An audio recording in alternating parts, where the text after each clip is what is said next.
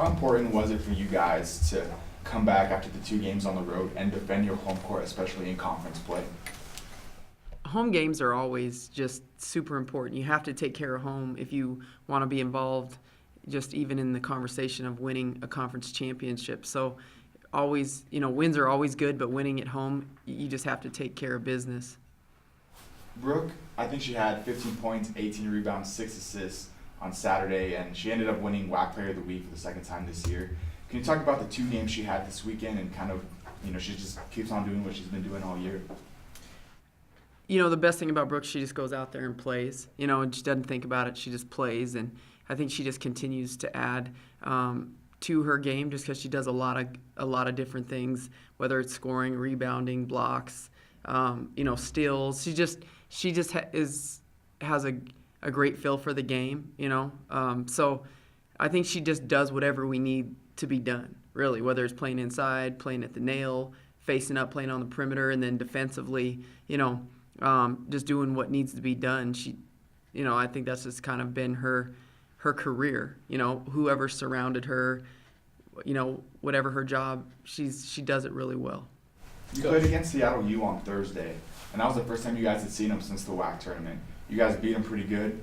Do you guys still have that chip on your shoulder from what happened last year, or did it subside at all after beating them the way you guys did on Thursday? No. I think everyone has games they'll never forget in their career, and I'm pretty sure every last one of us won't ever forget that feeling, that game. And so I can speak for myself and, for everyone else, we've been waiting for that game.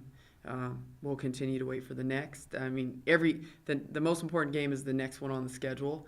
And every game in conference is super important, But I think we talked about that, from last spring to this summer. That should be a motivator. That should be a game that you shouldn't forget for positive, but it was a negative reminder. Coach, we talked about defense on Saturday. Are they starting to guard the way that you want them to? Absolutely. I think energy-wise, that's just what gets us going. We feed off of our defensive energy. It's just great to see, from one game to the next, a different, young woman step up and play the scout and do what, make that next step that maybe they didn't do the next game. And they're very eager to get better, especially on that defensive end, because they see how it just really carries us over offensively. Do you like having a week off after winning a few games in a row, or would you rather get right back to it on Thursday? It's always good because our season is long. Every coach has that, seesaw back and forth with themselves. Is it good? Is it bad? For us, it's good because we've had numerous kids with injuries or kind of getting banged up. So I think it's a good week for us to figure some things out for that purpose solely. You're giving them a little bit more time off this week than you normally would? One more day, and I think it's a good thing is because you can go back and focus on us. Today will just be a purely offensive day. Tomorrow, purely defensive.